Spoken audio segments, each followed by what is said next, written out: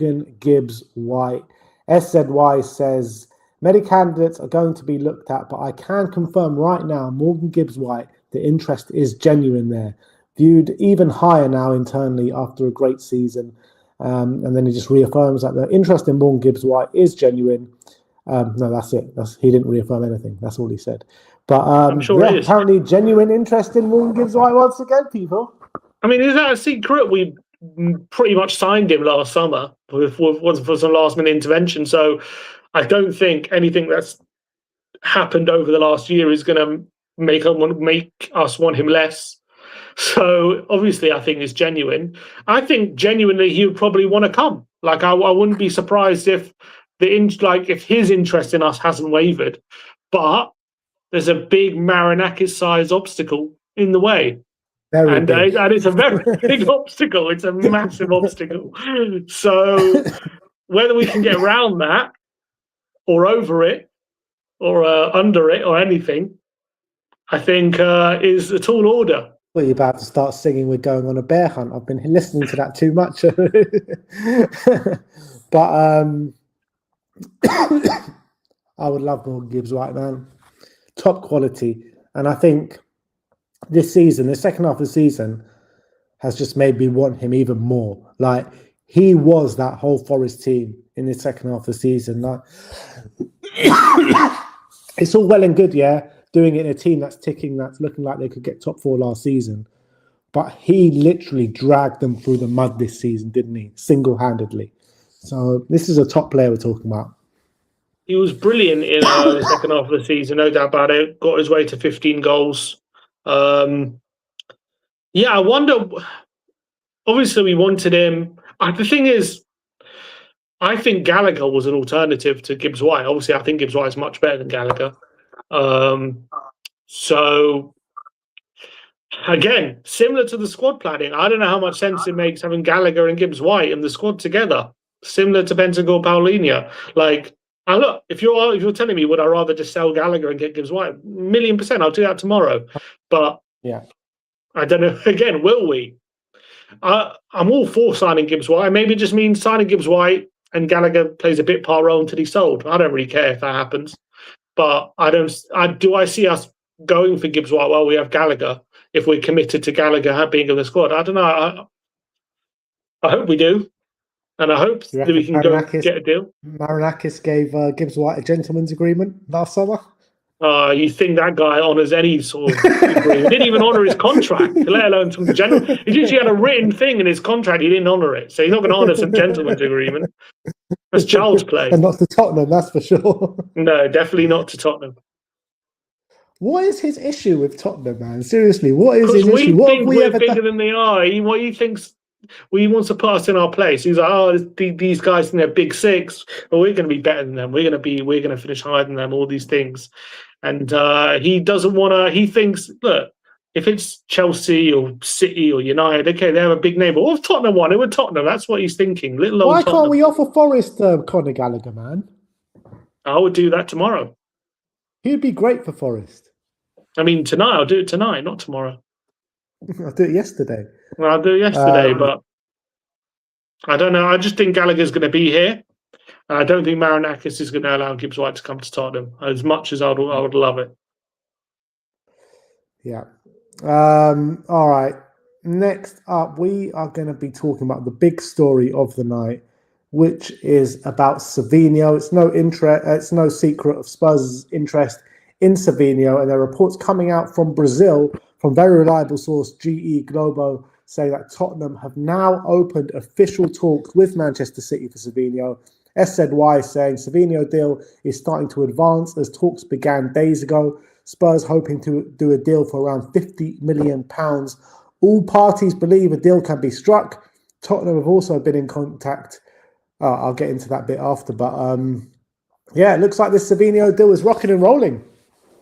It is hotting up. And I think there's been I think the fact that these stories have escalated so quickly over this summer tells me there's something to it, in my opinion. It kind of gives the impression that I think we're serious about it. They're serious about allowing him to go. He looks like he wants to come. we obviously know we nearly got him last summer, and wherever I think the City hierarchy and Pep stopped it at the final hour. But now his number one ambition was to get into the World Cup squad, and he didn't make it. So I think he's probably sitting there like, why am I still here? I think I could have been at Tottenham a year ago. So I think this one looks like it's on the cards. I'm excited personally. I think Savinho and Kudus would really make De Zerbi's team very exciting, in my opinion. And I think it's going to be very hard for teams to handle both of them. Both exceptional dribblers. Both probably need doubling up on at times. So I think he's a winger who can play both sides. I know what people say about goal contributions and all that, and he definitely needs to improve that. But this is a talent who I think has shown he can play in the Premier League. I know people differ, but I think he can play in this league. He's shown it already at times, and I think he's going to be I think it's going to be a good signing for us. I think people will be surprised how quick he can make an impact. I think he's definitely got a lot to learn until he's an elite player, like a real top level player, like making the difference in terms of consistently, getting us out of trouble, or until he's a player who, at the top of your game, he's still got a few things to learn. But in terms of what you're getting already, just on the fundamentals, is someone who scares the life into defenders, and it's someone who just gives us another avenue to break low blocks and get in behind defenses and take defenders on. Because if it's not for Kudus, you don't really have another player like that. And now you've got Savinho as well. So it can either be an alternative to each other when one's tiring and bring on another one, or you play them together and you got a dual threat. And I think it makes sense. Look, we've been through this conversation so many times over the last week. Like, I still think he's a very raw talent. And if it was him plus another more established one on the wing, then I'll be fine with it. If it's him as the main one, that's where I've got a bit of an issue with it, because I think he is going to take a bit of time to bed in and nurture and develop, and he needs developing. That's the reality. He does need developing. So he's still a young player. He's had a bit of a step backwards this season because, his first season at Man City, he got 8 or 9 assists, which looked a bit promising. And this season, whatever you want to say, it's been a bit of a step backwards. He obviously made his feelings clear that he was open to leaving City and wanted to join Tottenham, and it didn't happen for whatever reason.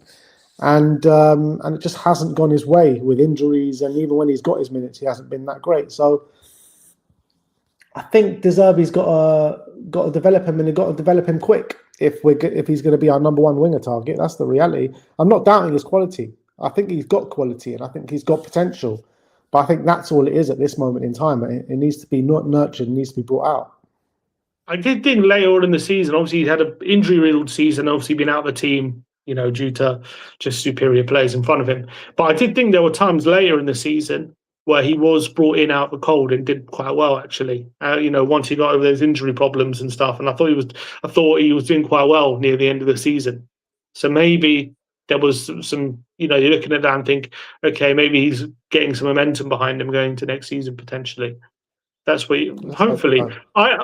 I understand the reservations. I think in a perfect world, you go for someone who's a bit more proven. But I also understand the upside to this deal. I think the upside is bigger than the downside, in my opinion. So I think the potential upside is worth it if we can get something like this done. I think De Zerbi's probably looking at thinking, if I can have Savinho and Kudus on either wing, we're going to be hard to handle. I think that's what he's thinking, and I think he's right. I bloody well hope so, man. I hope you're right on this one, because we need to get this position right. We need to get it right. How many clubs have 2 dribblers as good as those 2 on each wing? Like, in terms of dribbling ability.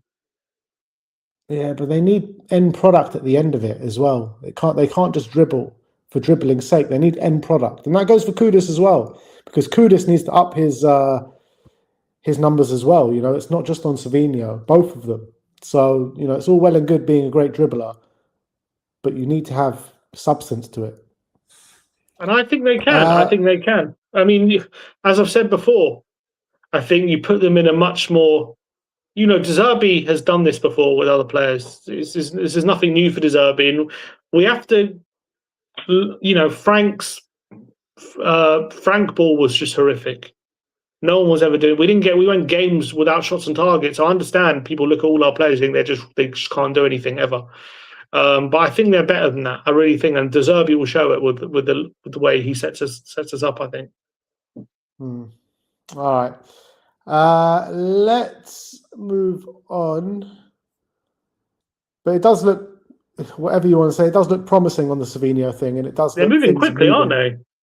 Yeah, pretty quickly. Well, the Lewis family did say you'll see in the coming months. I didn't think they would think you'd see in the coming days, but I think at the moment there seems to be some sort of big rush before the World Cup to get some signings over the line, because it always goes quiet during an international tournament, doesn't it? Yeah, it's usually, you very rarely get signings done during when the tournament's on, but especially any signings who are at the tournament, you can pretty much rule those out. But I think they must be pretty kind of determined, like confident on Savinho, if they're moving this quickly. They must be pretty convinced that this guy is definitely worth getting. Yeah, and look, we went for him in a big way last year, and now we're going for him in a big way again this year. So they better get this one right. That's all I'm saying. Next up, we are going to speak about Crysencio Summerville, as SZY as well has said that Spurs have been in contact with Summerville's reps recently, and the player is now open to a move. So another one from West Ham. I'm sure he's open to it. They're turning into a feeder club again. What is going on? Yeah, if I was West Ham, I'd be like, what the hell's going on here? What is happening? But in terms of Summerville, as I've said, I like him. As I said before, I wouldn't sign him and Savinho. I just wouldn't. I would probably if we're getting Savinho, I'll probably go for someone a bit different to Summerville. I think if we're not signing Savinho and we get Summerville and then a different one, that's a different conversation. But I think he's decent, and he's definitely had a brilliant half season at West Ham.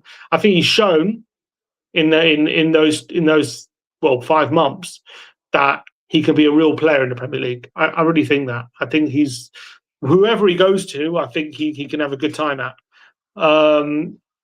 But if we're getting Savinho, I don't know if we should get Summerville. That's just the thing. I'm thinking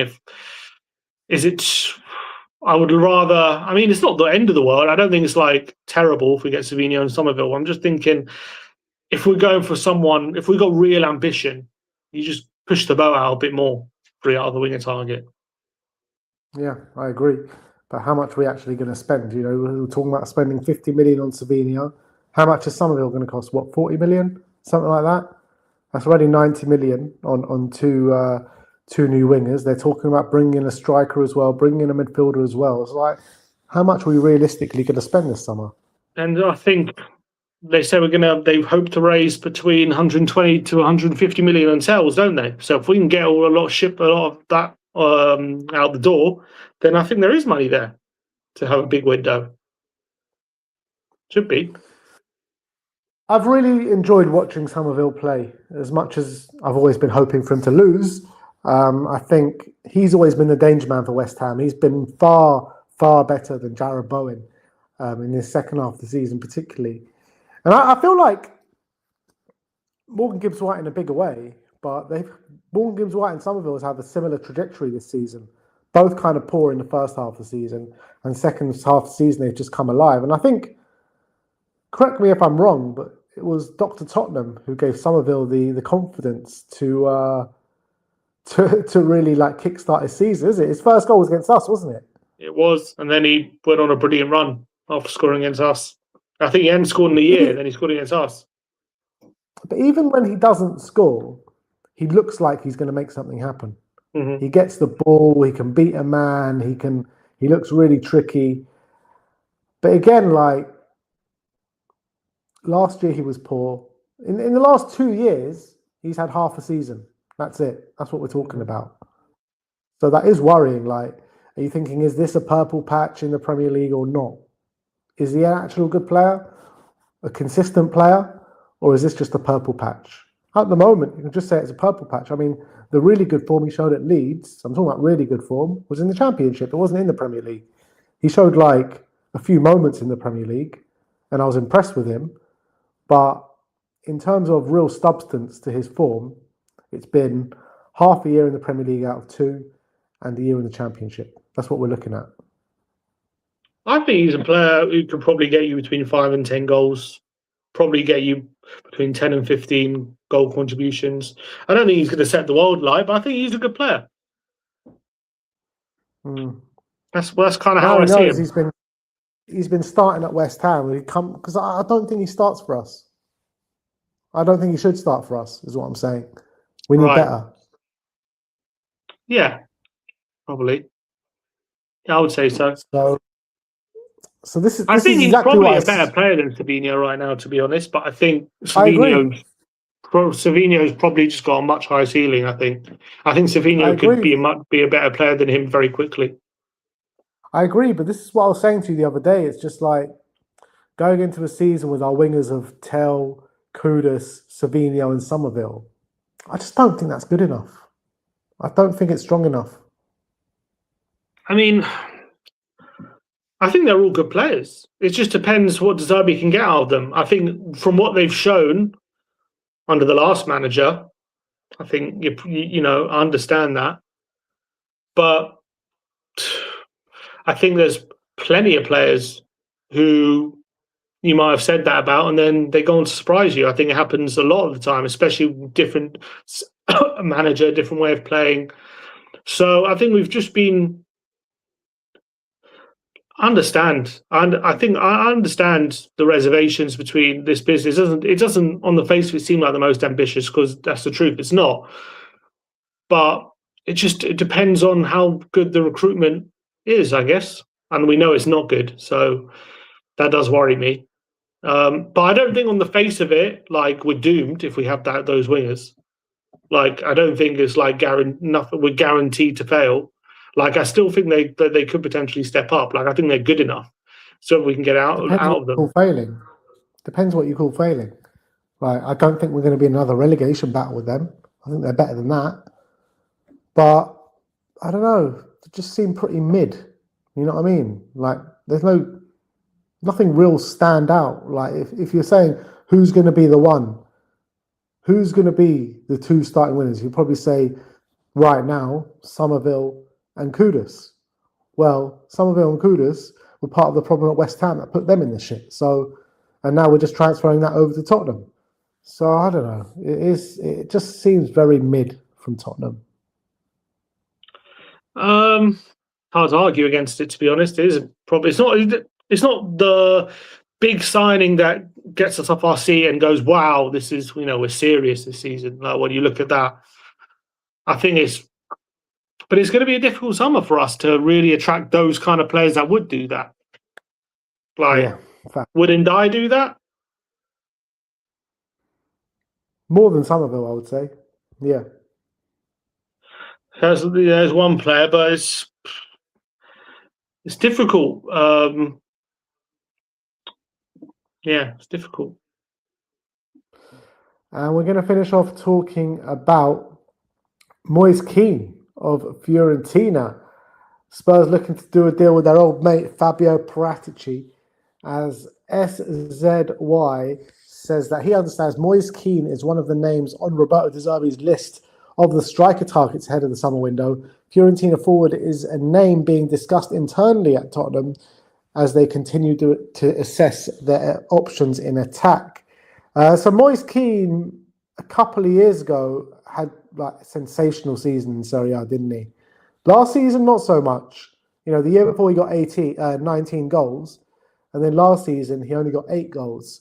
I'm not sure the reasonings for that, but he's a striker that starts for Italy now. He's their starting number 9. Whenever I watch him play, he does look pretty dangerous. But what's your thoughts on Moise Kean? He has a really good record for Italy, actually. I think it's like 13 goals in 26 games, so he's pretty good on international level. I think he's he's a decent finisher, and definitely physically he's a handful. He causes problems, but again, we're probably talking about a player who's had one stellar season in the last 6 years. In his career. In his career, really. I mean, he was pretty good at PSG. Everton wasn't so great. Juve not so great. He's had a lot of clubs, but then he has been pretty good at Fiorentina. Even last season, it wasn't as good as the season before. He wasn't terrible. Got quite a few goals, but yeah, but also Fiorentina had a horror season last year, didn't they? That's also true. I think he's not a bad player, but again, I'll probably only sign him if we sell Richarlison and Solanke and get him and another one. That's like kind of where I'm at with him. I do think he offers something a bit different to Solanke. I think he's a bit more of a killer than Solanke is, but his goal scoring record is just not the best, to be honest. Apart from his past couple of seasons where he's been pretty good. Before that, it was a lot of struggle for teams to get the best out of him. He's really struggled to do that. At Juve, he was pretty poor. I mean, in his last season for Juve, he didn't score. He played 19 games and didn't score 1 goal. And yeah, then he backed out. Then he went to Fiorentina and scored 19 in 32. So, I mean, maybe it's a case of with Moise Kean, like, if you can play to his strengths, you can get the best out of him. I think he can probably get goals for us, but is he better than Richarlison? Is he better than Richarlison? Yeah. I don't think he's guaranteed to get more goals than Richarlison got. Is he a better player? He's definitely got. I think he probably is like overall a better player than Richarlison, but I don't think like if you put him in our team last season, does he get 11 goals like Richarlison did? I'm not so certain about that. I would probably say no, to be honest. I think Richarlison. I think in those situations he's more likely to just sniff out the goals, whereas Moise Kean needs I don't know. I feel physically he's better than Richarlison for sure. Definitely better than Richarlison. I don't know. Maybe he is a better player. I think he's probably a better player. But there's not much in it. No, I don't think there's loads in it. I think Richarlison's probably got a better goal scoring record in his career than him overall. Yeah. And Everton probably favoured Richarlison over Moise Kean. Yeah, they definitely did. So, I don't know, man. All I'm hearing is mid after mid after mid after mid. He also said that Spurs have been offered the chance to sign Gonçalo Ramos. I mean, he said that a while back, that we reported on it then. Gonçalo Ramos came on in the Champions League final, didn't he, towards the end? And he's got a Champions League final. To mention that. Yeah, he's got a Champions League final victory against Arsenal, so maybe bring him in. Fully COYS already. I mean, he took a hell of a penalty, didn't he? Yeah. Right in the top corner. Yeah. That was a great penalty, but I just haven't been impressed with him. I don't know. I'm not really sure he's the right guy we should be going for. Big wages, probably. If you bring in someone like Ramos, you probably have to bring him in as your starting striker, and I just don't know if he's got it in him. Yeah, I mean, his goal record as well is pretty poor since joining PSG. Really poor. The maximum he's got in a season in 4 years in the French league is 10. You got to be scoring a lot more than that in the French league for PSG if you're a good striker. If you're like a good striker, you know what I mean? Mm-hmm. 10 exactly. for PSG.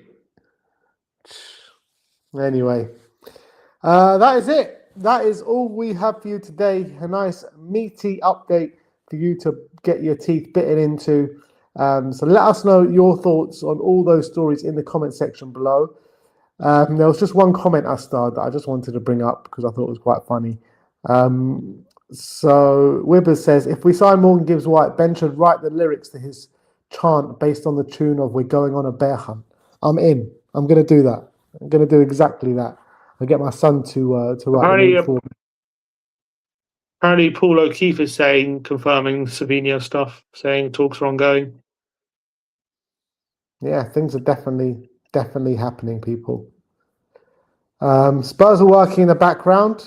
I'm not fully convinced about the targets that we're going for, but when they do come in, you know know full well how I'll be getting behind them and how excited I'm going to be getting, and how we'll do videos about how these players are going to revolutionize our attack or defense or midfield or whatever it is. So, look, we'll see what happens, people. We'll see what happens. But that is your big update for today. We'll see you all tomorrow, people. Thank you, everyone, for joining us today. Like, subscribe,